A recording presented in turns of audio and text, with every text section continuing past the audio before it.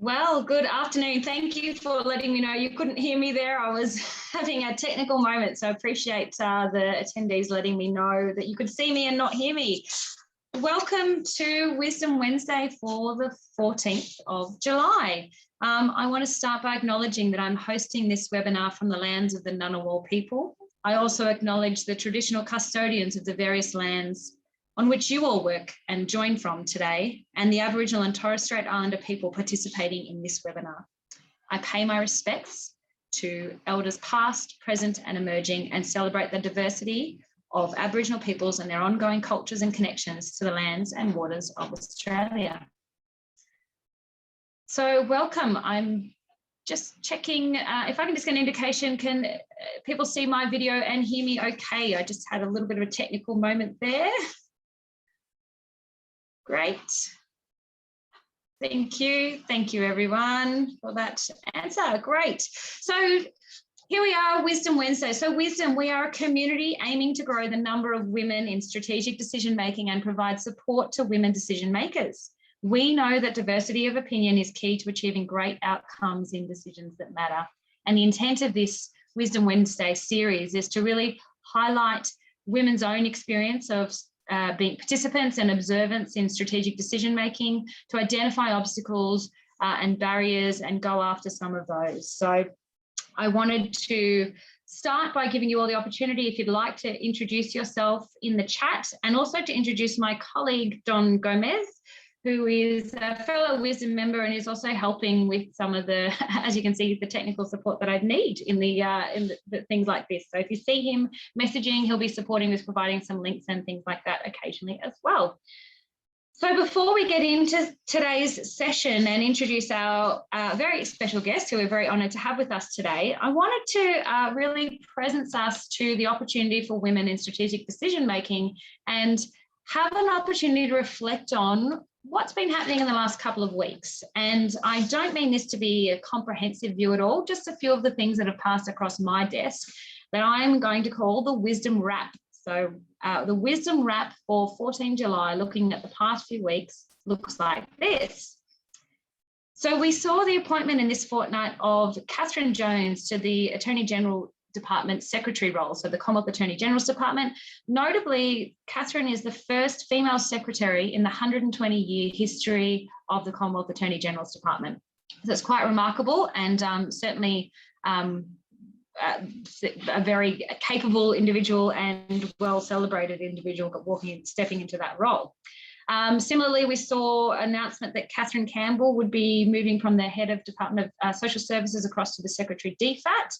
Again, another significant appointment of a female into a secretary role. And of course, she'll be replacing Frances Adamson, who was the first female DFAT secretary and who is heading across to be the Governor for South Australia. So I just think it's useful for us. One of the comments we know from previous sessions was to highlight where things are going well. And so I'm really interested in kind of noting some of these.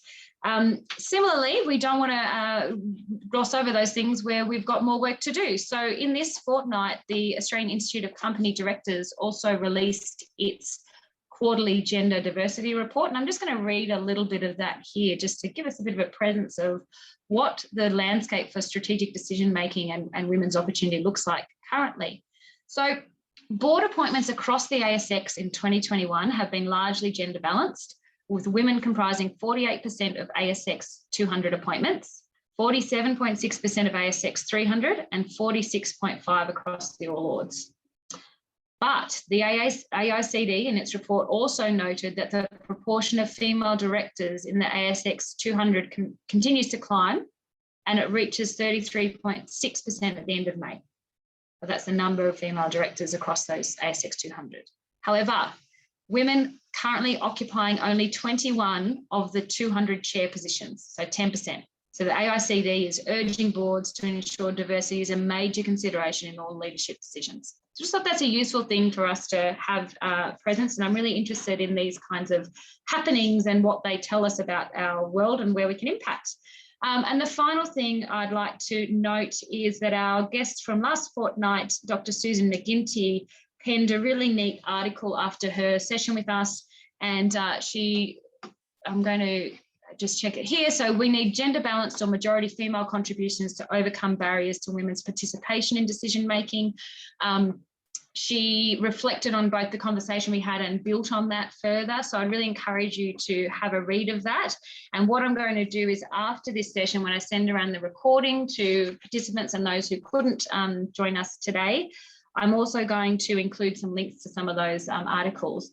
And given that this is a brand new component of Wisdom Wednesdays, I'd really like to invite you all to keep me up to date with things that you're seeing out there. So I'm interested in things like appointments that we talked about, gaps, opportunities, barriers, research, anything that you're coming across that you think is worthy of a mention here and something that we should highlight. So please keep me informed of those things as we go.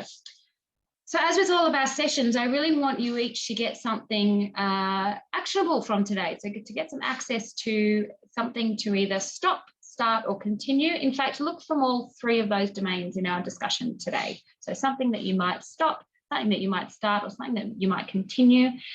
Given the conversation we're about to have and my preview of what some of it might be, I'm really excited that there's going to be something in here for all of you. So without further ado, let me introduce our guest. So Pip Wyrdeman is a partner with PwC, focused on holistic cyber strategy and enterprise-wide cyber worthiness. That is interesting. Pip has spent the better part of the last 20 years dealing in the digital business transformation and information security space from a business, policy, architecture, and governance perspective.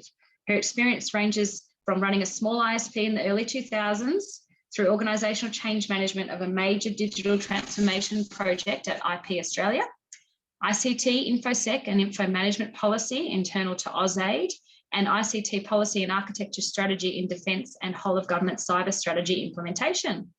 Pip also has many years of executive and strategic leadership experience spanning government, industry and the not-for-profit sectors.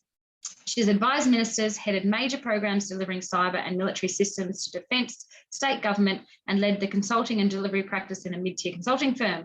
She's also been a director on the board of the Australian Risk Policy Institute. She's got a Bachelor of Applied Science, a grad dip in Management Science, and a Master of Arts in Strategic Studies. She's a Fellow of the Centre for Defence and Strategic Studies and the Australian Risk Policy Institute. Excellent. And Pip, you might have noticed, had an interesting quote. We're going to talk about that in a little bit. Welcome, Pip. Thank you very much, Belinda, and hi to everybody. It's always a little bit intimidating to hear one's own bio read back to you.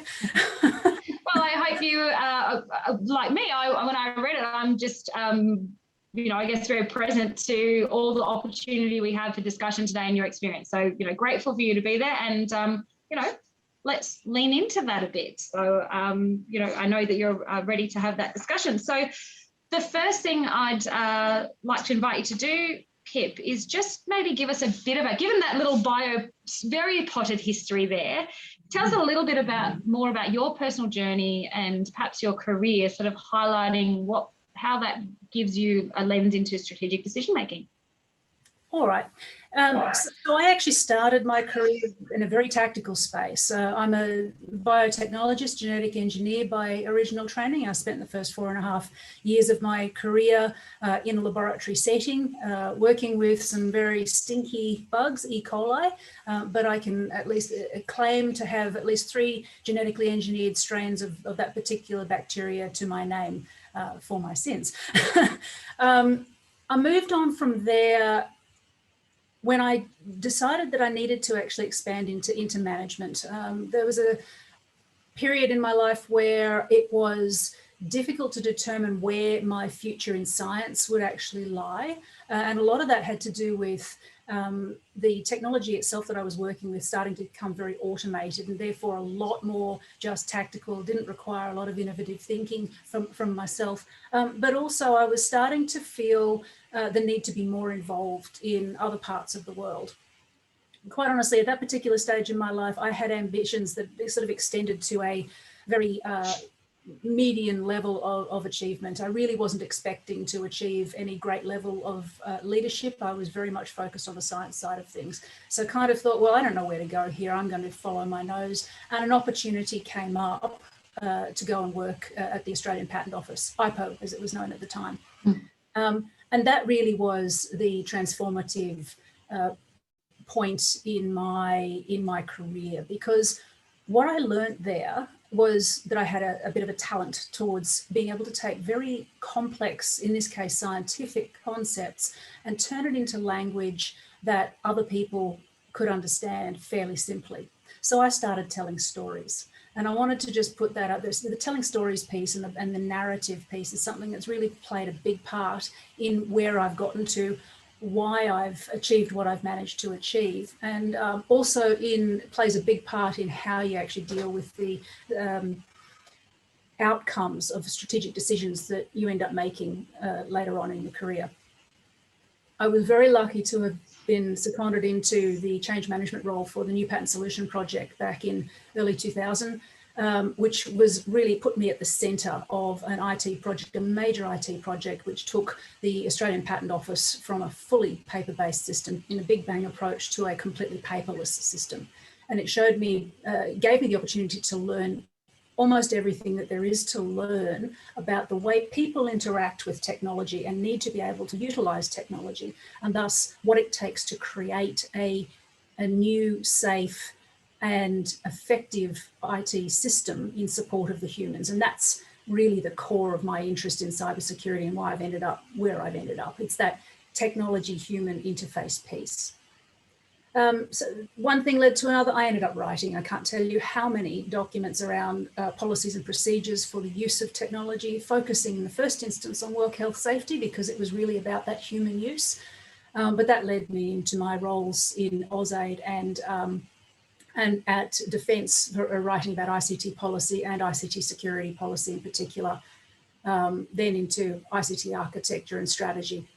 I had a fantastic opportunity at Defence to go on to the Centre for Defence and Strategic Studies, which is kind of a 1 year out of your life opportunity, once in a lifetime opportunity, to spend time studying with a whole bunch of other folks at that sort of EL2 kernel level, and learning what it is to transition from a operational level of working to a strategic level of working.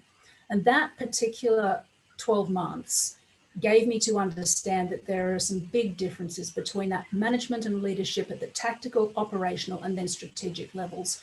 And it's something that's really held me in good stead right to today. I would not be able to do what I do now had I not gone through that particular process. So it's almost, the rest of what I have done subsequently almost pales in comparison to that, because it's all just things I can now do having built off that capability. But a lot of my career has been as a result of following my nose, seeing opportunities and being willing to take the risk to take them on. So the Richard Branson view of say yes and work out how to do it later, which I have to say works really well most of the time, but you do actually have to have the courage to recognize that there are going to be some landmines and some failures. I don't like that word, but it's where you realize that you just can't do what it is that you set out to do. And sometimes you've got to make a nice strategic retreat from some of those things.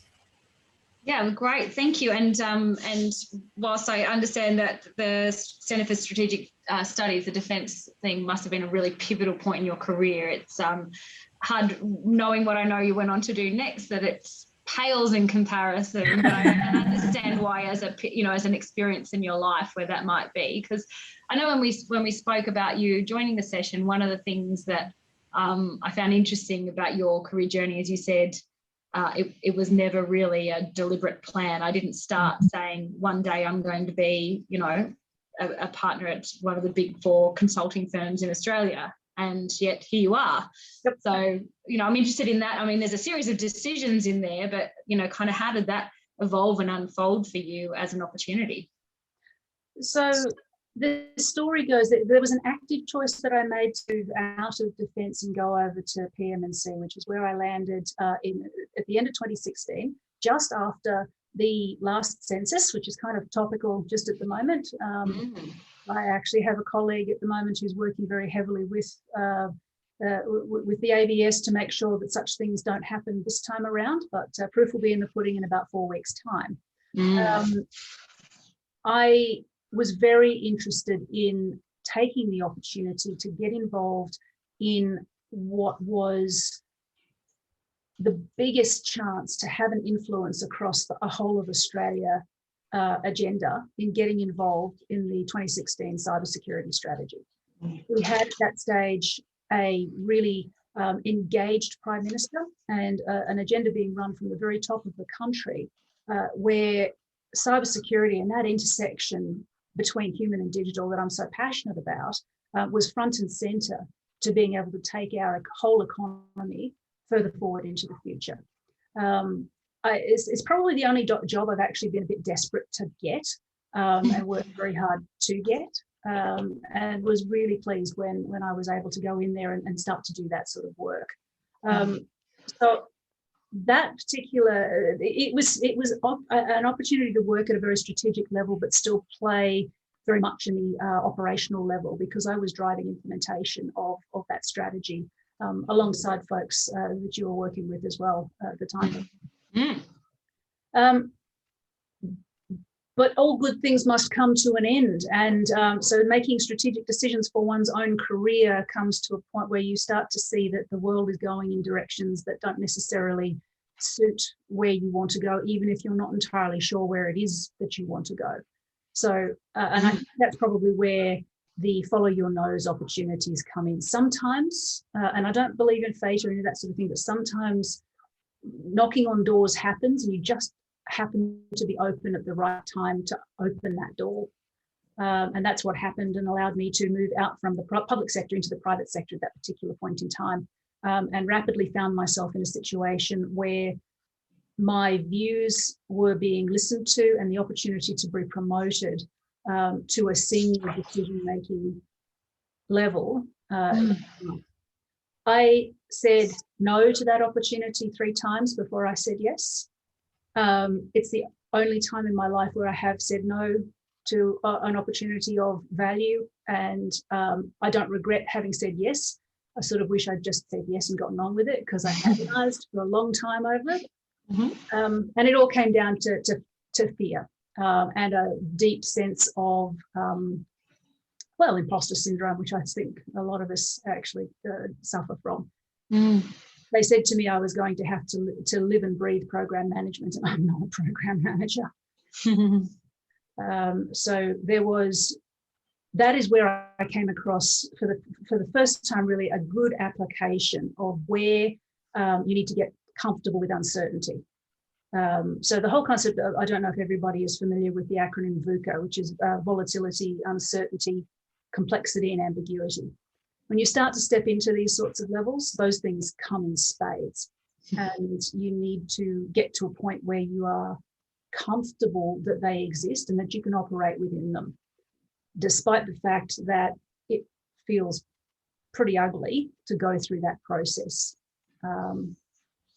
I guess I was fortunate not to be making decisions that were impacting people's living and breathing. So we were life and death decisions, but I ended up in that position making decisions that impacted on people's lives. And I have found myself subsequently doing a lot of that sort of thing. People live in the workplace for 7-8 hours a day. And it is the responsibility of those who are in the leadership positions to recognise that they're not just robots that can be utilised. So a lot of the decisions at a strategic level that I've ended up making have very solidly had that recognition that people's lives are actually affected and people's businesses are affected by the decisions I'm about to make. That's a pretty uncomfortable place to be. Yeah, and I really want to, that quote that you just mentioned there about uncertainty was certainly got a lot of traction and interest from people. So I definitely want to spend some time on that. You just mentioned then about some of the sorts of decisions where you've had that feeling, or and it seems like there's quite a few. But I just wonder if there's any particular decisions that stick in your mind where you've either had the opportunity to impact, or you wanted to and didn't get the opportunity, or just anything, I suppose, that gives that perhaps in that VUCA type situation. I think the best examples, and there are a couple of them, but they're all the sort of same flavour, are where you are working either with the board or preparing evidence for the board to support decisions around what the business is going to go after versus what it's going to cut. And there are so many things that come into play in that conversation, because you've got to kind of look at, I mean, moving beyond sort of just straight revenue, because it's never just about revenue. You've got to look at what short-term outcomes are, what long-term outcomes are. Are you going to do a long play on something, or are you going to just take some, call it low-hanging fruit, whatever you want to call that there? We actually, in a previous role, or a previous company, took a view of putting a strategic plan out to 2035. We backed it off to 2030. But we decided we would be ambitious about putting some plans together and making the decisions about which direction you're going to go in to achieve those sorts of outcomes. They were big, ambitious plans, and they required changing out certain parts of the organization, which involved there would be an inevitability that people would have to either retrain or in some cases move on. And recognizing that there was that, but also recognizing that there was the likelihood you were going to make some decisions which would mean that certain clients who were used to being provided with certain services would no longer be part of your strategic plan. Those sorts of things require an understanding of the impacts that those decisions are going to make, and you don't want to put any decision in place and then just let things play out. So there's a big element of being able to put mitigations in place you're not just putting the things in place you need to achieve your outcomes, but you're putting mitigations in place to make sure that the potentially negative parts of that can be turned into positives. And that's actually where the hard work is. Coming up with grandiose ideas is the easy part. That's the fun part, isn't it? Yeah. And how did you, I mean, it sounds like, from listening to you there, it sounds like that was a positive experience, a tough experience. Like there's a lot to take into account, and there was big changes and big moves. Is there anything about that as an experience in, being one of the senior leaders in that, I'm assuming, in that decision that you're talking about where the organisation is going to go? Anything about that that's that we can learn from in terms of your participation and how it felt to participate, and what, how that environment was catered for or not? That's a really interesting one, because the actual process of putting the decision in place, making the decision, that was quite easy. I was already in a position of trust and I guess authority within that particular firm, where my input was already listened to. And I didn't have to sort of fight terribly hard. I knew how to put the information forward in a way that was consumable by everybody else, and thus was able to be accepted.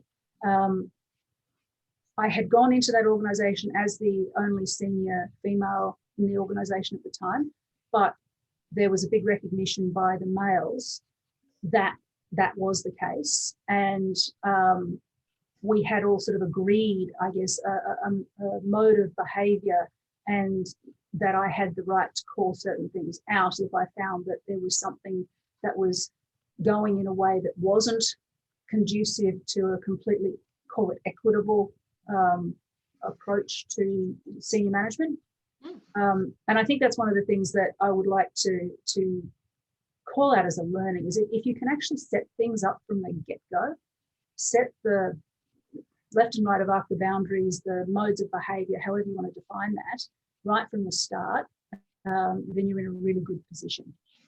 Now that you find yourself in a situation where people forget. So this is where everybody's lived experience actually comes into the conversation. And this is what happened in this particular case. So what I'm talking about when I say lived experience, I have found that many of the men that I have been working with over the last 5-6 years at senior levels are all very aware of gender diversity, are all very keen to do more than just tick a box saying, oh, now I've got a woman on the board or in the management team, everything's going to be fine. And they want to be a part of actively bringing females into the conversation, but they don't have the experience of what it is to be a female in that conversation, and therefore there are certain things that they just don't get without it being called out to them. And that's a really tricky thing to do, because you will have people, and you'll have heard it across the media many times since the whole Grace Tame thing, about, as a father, such and such and such, as a father of daughters, I believe this, I have a wife who's in this and she's a very powerful woman, therefore I understand all of this sort of thing. And I'm sorry, you don't. And you've just proven that by the fact that you had to say that. So having to call those sorts of things out has been some of the bigger challenges that I've faced. The reason I've rabbited on about that for a little bit is because in this particular circumstance, we made a strategic decision to take things in a certain direction for a whole bunch of evidence-based, really good, strategic, and slightly political reasons. But the implementation of that, I had to fight really, really hard to keep bringing it back on track, because the other people that were senior in the organisation, and I'm not talking all of them, and I'm certainly not going to call anybody out here, but they just fell back into behaviours where they were driving their own agendas because they thought that was the right thing to do at the time. In other words, they were making tactical decisions and without actually taking into account the strategic direction, and failing to recognise that I was going to come in over the top of them and tell them they couldn't do that. But what I had to do is get in front of what they were doing. I wasn't always able to do that. Yeah, so that became a really quite a difficult thing to do. And it comes down to there's the decision you've got to make, and then there's that long tail of implementation. And you can't just make the decision and walk away going, oh, made a great decision, it's all good, the future is set. Doesn't work that way. But in those circumstances, I did find myself having to call out behaviours that were quite poor. Yeah. That's a challenge to do that and not destroy the working relationship, because we're talking other very senior people. Yeah, and I'm really conscious of your candidness with us, so thank you, because I know one of the things people are really keen to get out of these sessions is that very practical lived experience, exactly as you're talking. And I don't want to, as you say, step into naming or making anything too specific. I just wonder if there's anything about either the sorts of things that you needed to raise, because sometimes when we think about the things that you might need to raise, they're quite out there behaviours that is kind of obvious, and of course you're going to call that out. And other times they're more almost below the radar sort of things. And just interested, sort of what are some of the kinds of behaviours that you either have needed to call out, or you think are the sorts that we need to call out in those situations? Yeah, so I mean, there are some underlying sort of cultural behaviours that we're all sort of familiar with when we think about the boys' club type of thing. We think about the networking that men tend to do. And this has nothing to do with the conversation I was just having around the particular decision to make all that particular firm. But I have effectively been the only woman in the room for the better part of that last 15 to 20 years in reality. It's only in the last couple of years. And I am going to give a bit of a plug for PwC at the moment, because I'm certainly the only woman in the room at the moment, and it's so refreshing. It's certainly nice. But going back to it, in my earlier career, sort of mid-management levels, EL1 and EL2, I found myself regularly sitting there whilst the boys would launch into their discussion of the football team or whether they went out for beers and all that sort of thing. And I know that there are women that go out and do these sorts of things as well. The networking is what it is. But I found it effective I didn't know how to interact with that in the first instance. And so I just sort of sit back, and as I think many of us do, and sit out of it. I found it effective to start introducing my own interests into the conversation. So in my particular case, I was able to bring a little bit of motor vehicle racing, Formula One, and a few things like that into it, which I had an interest in sufficiently to actually bring them into a conversation with me and let me get engaged with that conversation. So it wasn't actually an active calling out. It was just how do I actually change this so that it becomes more inclusive of me? What annoyed me about it is that I had to do it at all. And I still think we don't get to that point of the men thinking about how to be inclusive with women, other than starting to talk about family and kids, which I don't have kids, so that doesn't work for me. Yeah, well, and I mean I you know, I'm going to make a broad assumption here, but I assume that's probably an assumption that you face in the workplace and in other, you know, networking and other situations as well, right? There's assumptions about women when they present in situations like that about what their family and home life might look like. Yeah, absolutely. And I've had to stop being prickly about that. The biggest challenge of all of this is actually just holding on to my own emotions and not responding in a way that actually gets anybody's backs up or gets people defensive, or, which is actually worse in my view, getting them into protective mode. Please excuse what I'm about to say, everybody, but I'm not a goddamn princess. I do not need your protection. And this is an important point because there have been so many circumstances, and I'll give you an example of one in just a little bit, where because I'm the only woman in the room, I don't get disrespected, I get overly respected, which means that not only do I have to have the door open for me, and that's the story, but I'm not there to solve the problem, I'm there to have the problem solved for me.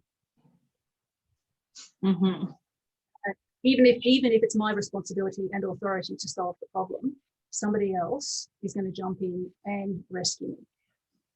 I saw that look. I'm wondering how that sits for you, because I can tell how it feels for me. So yes, and but if you're alert to it, honestly, it happens all the time. And I will actually tell you a little bit of a story from my time in cyber policy, because we did some research around women in cyber at that particular point in time. And I was very interested to see that some of it there are some particular points in a girl's life where her view on the world changes as a result of where, I guess, her physical growth is. So it's about the age of 12 and about the age of 16. And I think all of us who are women will kind of recognise what sorts of changes might have been going on that would change the way you view the world. What it actually looks like it comes down to is that there is a certain point where your natural confidence kind of backs off, and you need to re-engage with the world as the next person you're going to be. But what tends to happen is at school, girls find themselves without role models or without an active support structure to keep them going into a STEM type of environment. And as a result, they find themselves not only losing confidence in themselves, but with nobody giving them a confident lead. So they go off and do something else.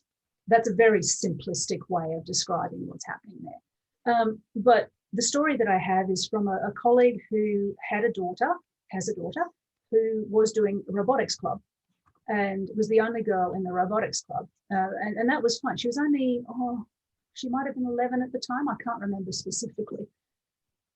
But she wanted to leave robotics. And the reason that she wanted to leave that robotics club was because the boys kept rescuing her. Now, what she wanted to do was listen and learn and then have a go. But she would listen and learn, and then the boys would jump in and do it for her. And they'd constantly do it for her. And that was what actually was driving her away, because she didn't get to do it herself. It's like, no, dear, we'll look after you. And these were little boys, young boys. So it's a really fascinating so I just noted the comment there. It was a really fascinating little vignette, I thought, that sort of put at the core of where we're coming from, and that lived experience piece. There's a cultural thing that drives certain behaviours, and we have to recognise it and work out how to work with it. Unfortunately, the burden of that all ends up falling on us. Yeah, and I think it's, you know, that story just reminded me of a story of my own. So I've got two sons who are very young, 5 and 8, and the 5-year-old said to me only recently, you know, in a chit chat in the afternoon, something about how he was going to be a scientist. That's what he's going to be, because his father, and he knows that. I'm going to be a scientist. And it's really sad how girls can't be scientists, isn't it, Mum? That's what this is my 5-year-old. Now, I can tell you we don't live in a household where I would say we're gendered about professions or terms or anything. And I said, so of course they can be scientists. What makes you think that? And he said, oh, well, I don't think they can be, because on this cartoon and that book and this thing and, you know, this, they're always men and boys who are the scientists. Now, I know there's work on that. Of course, there's some really great, you know, children's authors and things who are really pushing some of these points. But it made me, especially as you can tell with my, you know, passion around women and strategic decision making, thinking, oh my goodness, I've got these 2 young boys who still are, you know, exposed to all the things in the world, that has a 5-year-old think. And his thought was, it's really sad for women that they can't be scientists. So he was, you know, coming from that point. So yeah, so there's something about, so he would, I'm sure, if it was right now, you know, I could imagine him falling into being one of those boys that you're talking about, who is, oh, well, we'll help the, you know, the female student in my robotics class, because that's what we do. So, you know, opportunity for me to disrupt that. So there's a stop right there for me. And I'll just reference sorry. I was thinking a trip out to one of the laboratories of the ANU or something to introduce him to some female scientists might be a valid thing to do. Absolutely. I love it. Yes, I'm going to take that action too. Thank you. So that's a start as well as my stop. So just Susan's put a comment in. I know you just saw that as well, Pip. So just interested in that research. So maybe we'll chat offline and see if there's something that we can share to the group, or some public research around those points on where girls are losing confidence in those STEM subjects and things as they're going through. So really keen to share stuff where we can around that. So thank you for bringing all those practical examples. I think it really is helping bring to life what we're talking about. And I do want to drill into the kind of the key topic that you raised at the start, and that we've sort of been talking a little bit around, which is getting uncomfortable with uncertainty. Or getting comfortable with uncertainty. Getting comfortable with uncertainty, not uncomfortable. That's the answer to my question. What does it actually look like? How does it feel to be comfortable with uncertainty? It feels. Yeah. So once you're comfortable with it, you're kind of okay, but getting there is awful. If you are uncomfortable with uncertainty, then you're going to find yourself, unless you suffer Dunning-Kruger effect, where you think you know more than you actually do, and I don't think many people who are interested in these types of conversations are likely to suffer from those sorts of delusions. And did I just say that? That was terribly arrogant of me, and I apologise. That's right, we'll wipe it. Look, when you start to get to a point where you are faced with a decision and you don't have sufficient information upon which to make a decision, particularly if you tend to be of the type who likes to analyse, likes to have an evidence base, and likes to be sure of what it is that they're making a decision on, the higher up you go in the decision-making tree, the less information you have to make your decisions on. And it's quite that simple. Say that again. That's really interesting. Say that again for us. Just so the higher up.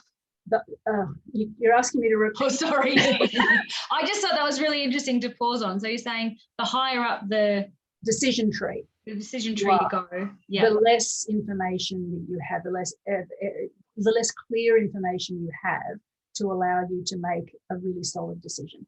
Yeah. There's a lot of other things come into play. So let me just pause that there and talk about when you're making decisions or operating at a strategic level, you're not operating in a silo. You cannot afford to put blinkers on for your particular area of expertise, knowledge, or operation and say, I'm going to make a decision inside this system. So I'm going to jump a little bit systems engineering, architecture type discussion here.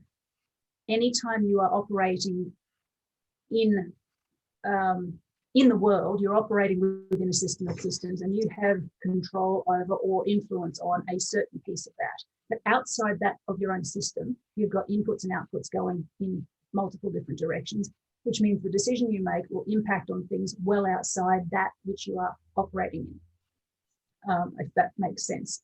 And similarly, decisions other people are making way over to the right or left are going to impact on your decision as well.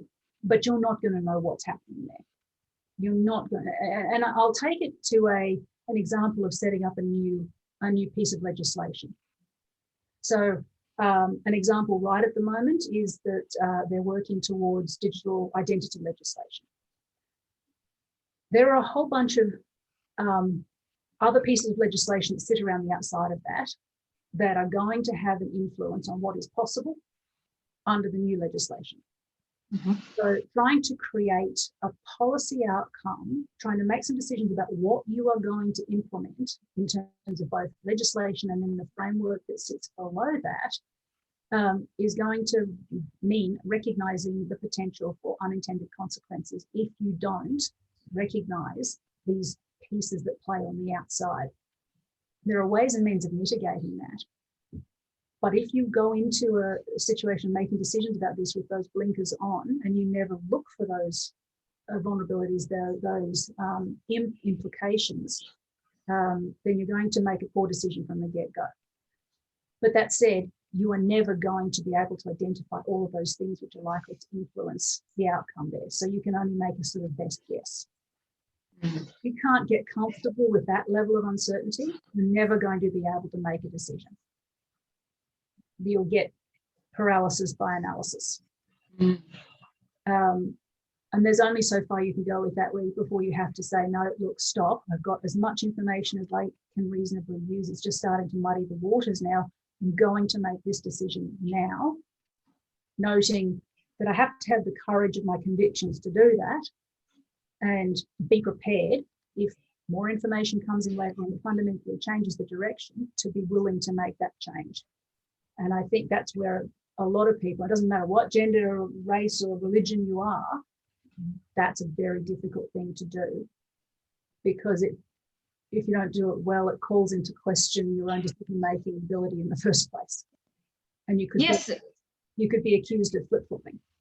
Yeah, so and exactly, and I see it as a very, very powerful to be able to do that, and to do that in a way that engenders the trust of the people and the stakeholders that are impacted by and of that decision. Mm. How do you do it? How do you have them? What's the, how do we have that kind of, what you're talking about there, this idea that I can have a decision set, kind of today in a clear direction and be on board with that, and the courage of the convictions, and also, the ability to change that later if I need to. Mm. So going right back to what I spoke about at the beginning, is around storytelling and narratives. Yeah, great. Also around setting expectations from the get-go. If you can arrange any given situation where you come in and from the start define how things are going to be, you can include in that the way that you operate, and include in that the discussion around decisions that might be made will be made on the basis of evidence and all of my expert support and all of this sort of thing. However, there will be situations that other information will come in which may change that, and that decision may end up being changed. And I need you to accept that decision may need to be changed, but I'll let you know why, unless there's something that I can't tell you about. And there might be, particularly if you're working in an environment such as the defence or national security space, where you can't necessarily provide that information. But if you set that up from the start, you'll get people on board, because they know they have a set of expectations then about how things are going to be. Then you've got to follow through on that. Then you've got to be able to tell them the story about not only how you got to the decision and the why you got to the decision, but why you're changing it, and give them a sense of recognition that you're going to take into account the impact on them when you're changing that decision direction, because it will have an impact on them. Yeah. People may have spent the last 6 to 12 months working stupid hours to deliver a particular thing, only for me to turn around and say, yeah, well, actually, this, which could legitimately ignore 12 months worth of your very hard work. Thanks very much, but no, I don't want that anymore. That's a hard pill for anybody to swallow, particularly when you're talking about highly technical experts who might see that as a hit on their own reputation. And I have done just exactly what I've described. The way to get around that, and it only is partially successful, but the way to get around that is to make it really clear that you recognise that they might see that there's a reputational impact. I personally have made very great use of, that's okay, you can blame me for that, it's not on you. And they never do. They have never once turned around and said, well, actually, I'm going to blame Pip. Right. Because I've been prepared to wear the responsibility of that decision making. They've already understood that I didn't make the decision just to spite them, or because I think that they are garbage, and they're willing to come along on that journey. It's obvious for some of them it's been a bit difficult, but they've all done it. So I'm a bit wedded to that type of approach for myself now because it works. Mm. I don't know that politicians are going to be able to do that terribly well, because there are a whole bunch of things they're not going to be willing or able to tell the population of who are being affected by decisions that they're taking. Yeah, well, it's interesting. And I think the question, Susan's just popped another sort of comment and question in here, which I think is really relevant right at this point. So sort of the importance of stakeholder engagement in the decision process itself. So, you know, you kind of gave two examples that could potentially be at ends of the spectrum. So one where you're dealing with a particular staff member or team who's working on a thing that they've been, you know, they're quite committed to, and then you're needing to come in and say, well, sorry, we're pivoting, we're going in this direction. And the other, which is, you know, the kind of Australian government making decisions and having, you know, people feel like they're along the journey for that sort of thing. I guess Susan's question is, are people generally seeking enough stakeholder engagement in strategic decision making and from the right stakeholders? Oh, that's interesting. And, you know, any views on how we can do that better? You can just solve that nugget for us. That would be great. Well, there is a generally, I'm going to say that no, stakeholder engagement is never enough, and you will always find somebody that you've missed. So just I'll come back to the question in just a moment. One of the things that I'm working with at the moment is inclusive design principles, and this concept that is now becoming very clear that for the most part, if you work with the margins of society on any given particular thing and you get something in place that will suit the margins, you will almost automatically capture the majority. So there's a whole bunch of reasons that I'm interested in getting involved in that from a cyber type perspective, which we might go into later. I don't think we have time there. But so what am I saying there? If you wanted to engage with everybody, I think most people at the moment tend to focus on those who are most likely to be impacted and go for that Pareto principle, so the 80-20, the bell curve, if you like, and focus on the majority sitting in the middle of that bell curve. And that's where they fall down, because you'll be able to do your stakeholder engagement and get a solution that works for the majority in that particular bell curve, and everything's fine until such time as somebody outside the bell curve sticks their hand up and say, hey, well, what about me? And I don't think we do the outside of the bell curve particularly well. And I put myself in that because I've only just recently started to get engaged in the inclusive design concepts in a way that really makes sense. So I've not been looking at the outliers. I've not been really considering those that are more difficult. It never occurred to me that you could kind of look at it from the outside in rather than from the inside out. So I think there's something in that for us all to consider when we're doing our stakeholder engagement, is to actually look beyond that majority group and try and solve the problems, try and come up with a decision that will meet the outlier requirements, and then test and see if that will also meet the majority. Might surprise us. Yeah, I think that's great. I think you actually answered that question quite directly too, which is how could we do it better? Well, we could start by designing, I like that, the inclusive design concept or principles for the minorities, and knowing and, you know, testing if that's actually going to bring the majority on board as well. I think that's very... It's an idea, and I haven't tested it myself yet. So. No. Let us know how it goes while you're testing it. I'm interested in, you know, kind of, I get it. So yeah, thank you for sharing that. with us. I'm just noting another question in here, which is about even our awareness of what is the majority group given our availability bias. So, you know, we know what we know. I think when you and I met the last week, we had the known knowns and the unknown knowns sort of a discussion, and I guess that's a little bit what Paul's pointing to there around our availability bias. The answer to that, Paul, is learn to ask the question of people you wouldn't think to ask the question of. So don't just assume that you know and you just reach out to the people that you know. So if we're in NAIDOC week, so if we're talking about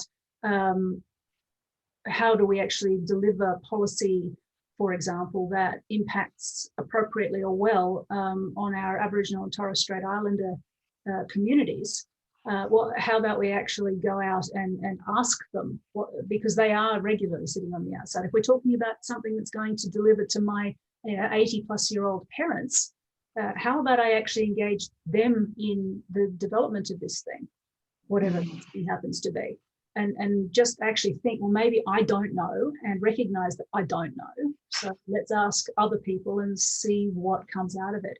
It's going to probably be more effort than we're used to. And it might also be something where we have to turn around and just say, well, let's not be lazy about this. Like that. Yeah. It's easy to reach to who you know.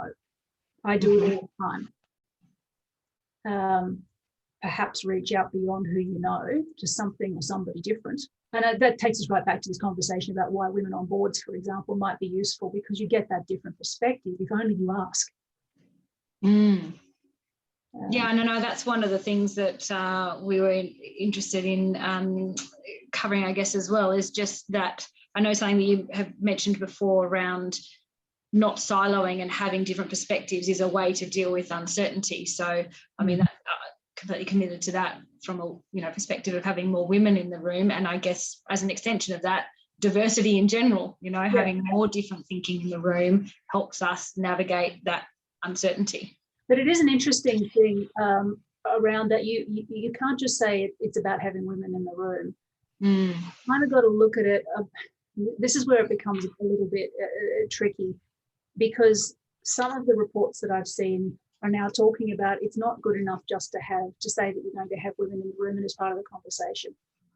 If the women that you're choosing are women just like you are, even if, and I don't mean it, but if the women that are going into these roles are just like the men culturally, and we have had some we've had a lot of that in the past, because the only women who could rise to those sorts of positions were those that played the boys' game and were effectively one of the men.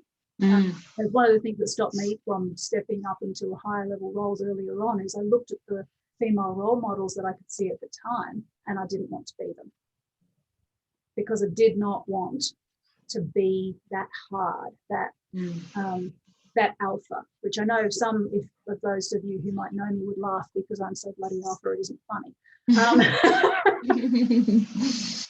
I try not to be, though. I try and bring that back down, because I know it's not actually helpful, and I don't want to be an intimidating presence in any given room. Well, been not intimidating today, and very generous, I think, and giving us lots of access to your experience. There's a comment from Stacey, which I think if you haven't seen it, you'll quite like, because she says inclusive design and systems thinking equals all about the humans. And I think, again, back to your first point, what drives you and what you've done in your career is, really bringing together that technology systems kind of thinking and the work where the humans kind of fit into that. Yeah, we live in a human world, and I don't see any point in doing anything that doesn't advance our own future. So we don't do something for the purposes of machines. We're not creating IT for the purposes of themselves. We're creating them to support our own systems, whether it be as individuals or the systems that we need to operate within. I think there needs to be much more of a recognition that it is very much about the human interaction piece. And perhaps if we looked at that a little more closely and had that as a core tenet of how we develop our technologies and our processes, that we might actually find they're a lot more successful. Great. Now we're almost on time, but I want to give you the opportunity, Pip, as I do all my guests, just saying closing for you, what wisdom would you pass on to a woman who's interested in getting more involved in strategic decision making? I think the best things to do are seek opportunities to shadow other senior people, whether they be male, female, or otherwise. I've never been a great seeker of mentors, to independent, I guess, but finding people who are prepared to share with you and perhaps even push you in directions you might not think for yourself. Once you're in a position where you can offer to be on advisory boards for various things within your workplace, you get the opportunity to start to look at a broader range of issues than are necessarily within the purview of your normal job. And that opens your mind and gives you the opportunity to start to dabble in strategic decision making. Perfect. I love it. Thank you so much. Really grateful for everything you've offered us today, and I'll certainly be sharing the recording of this session.